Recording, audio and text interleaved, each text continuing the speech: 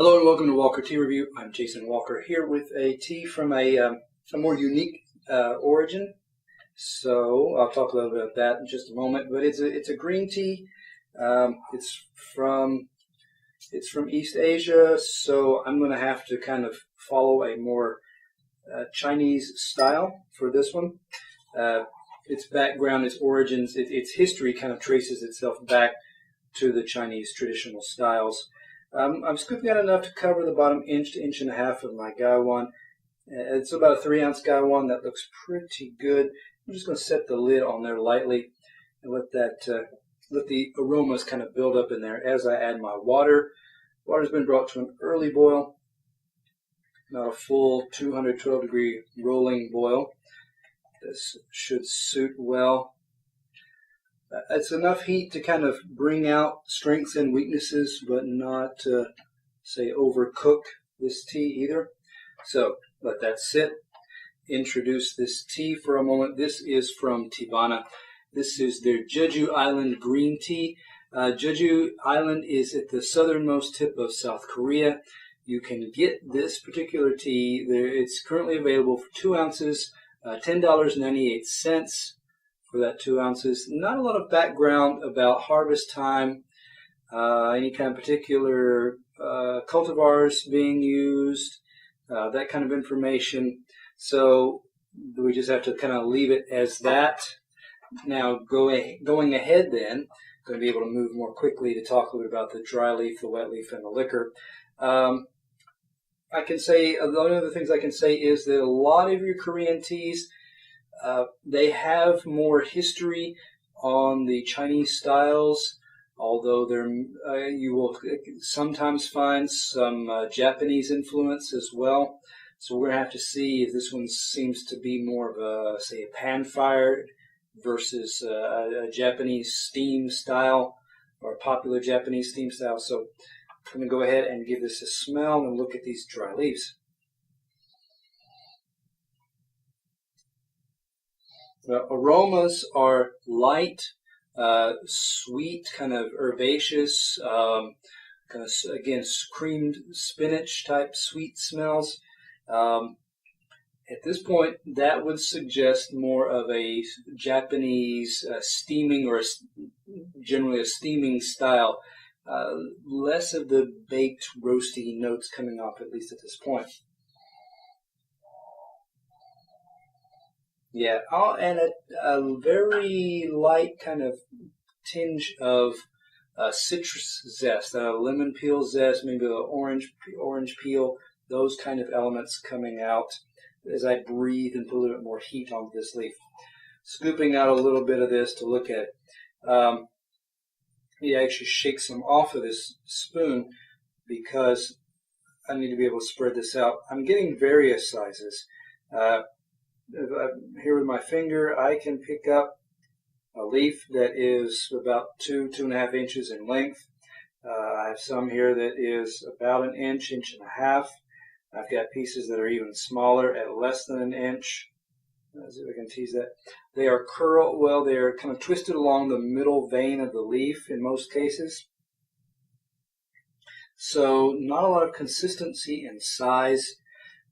Color-wise, they're a deep, rich green-blue, with some, which is kind of the dominant color. Maybe 20% has got more of a green-yellow color to it. Yeah, what else? Those are the highlights. I'm trying to see what else I can kind of conclude. Again, I don't see a lot of roasty type elements here. At least heat, scorch marks, anything like that, indicating steaming or a very light kind of baking taking place. So I'm going to put the lid back on. Nice tin that this was provided in. So nice to look at there. Setting that to the side. Actually, I'm going to move this over so you can see the pour a little bit more easily. I'm going to rake the leaves over to the side of my gaiwan opening there. I've angled my lid over so that I can pour.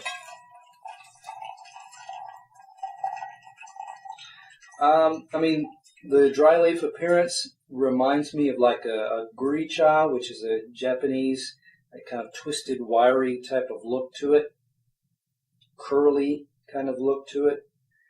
So setting my liquor to the side there, get into the wet leaf here, starting off with the aroma of this.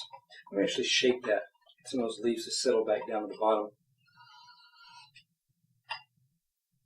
Now, a little bit of a beanie type of note is coming out. That beaniness reflecting more of a roasting kind of element as opposed to a steaming element.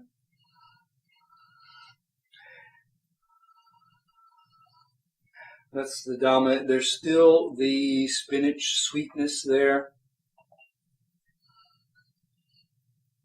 Less of the citrus coming out at this point.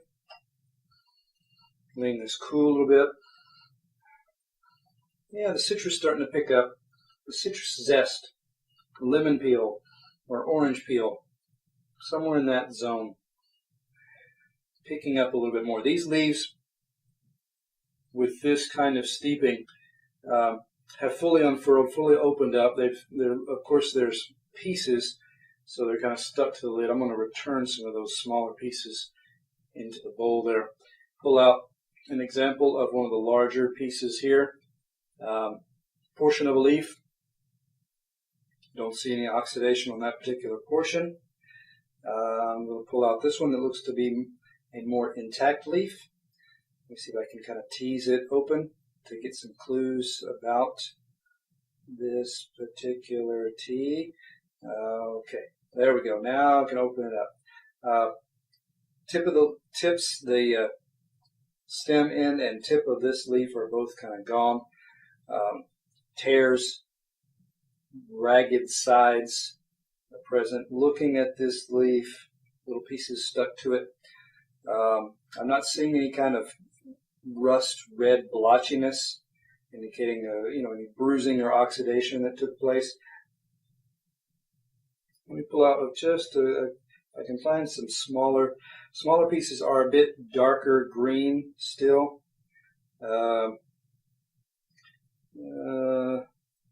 Couple more. Piece that's a bit more of an olive drab type color there. But I can just kind of pull out a pinch and say that's a lump of wet leaf mass, just to kind of give you a clue as to what you'd actually see down in the Gaiwan here.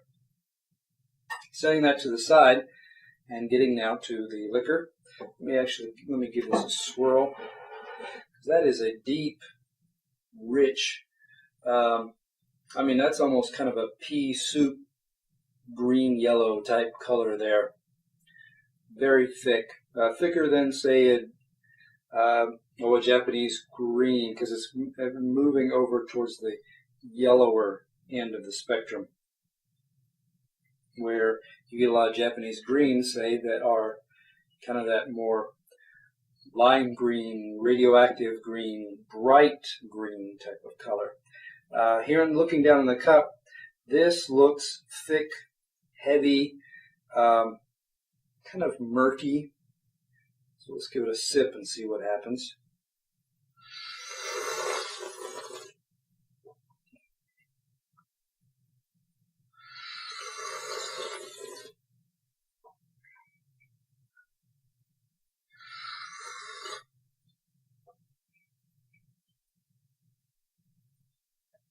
Pretty strong astringent levels here.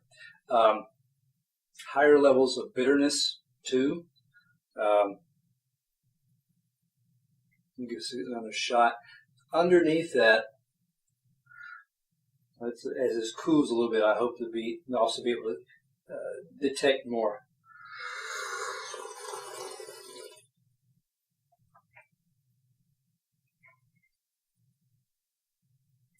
Underneath, if you just let the liquor rest on your tongue, swirl it around a little bit, you start to get more of a, how should I say this?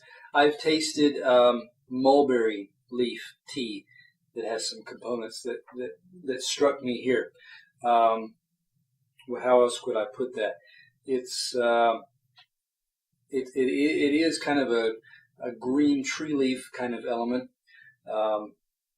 It has a more there's a bit of something that's slightly marine. There's something kind of lightly seaweed about this.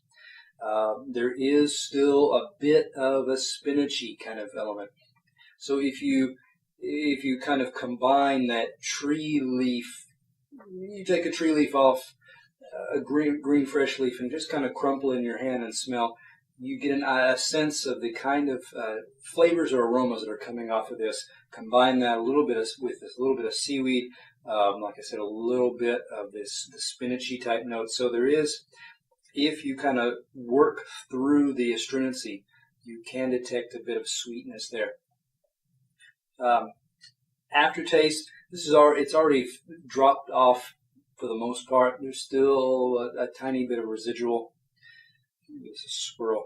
I'm actually going to just kind of add just a little more, let the air get to it, and hopefully that will cool it, drop it a degree or two more of temperature.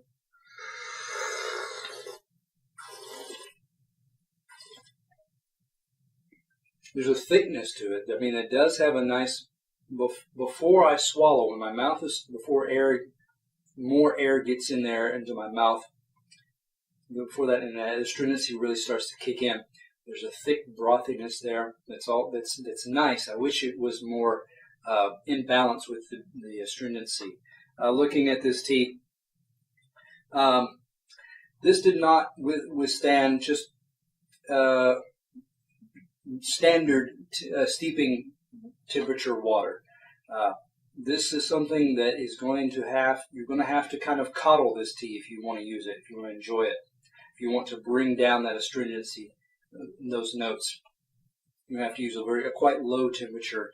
Maybe try something around 150 degrees and see what happens there. Subsequent steeps, try using room temperature or cool water. That might help as well.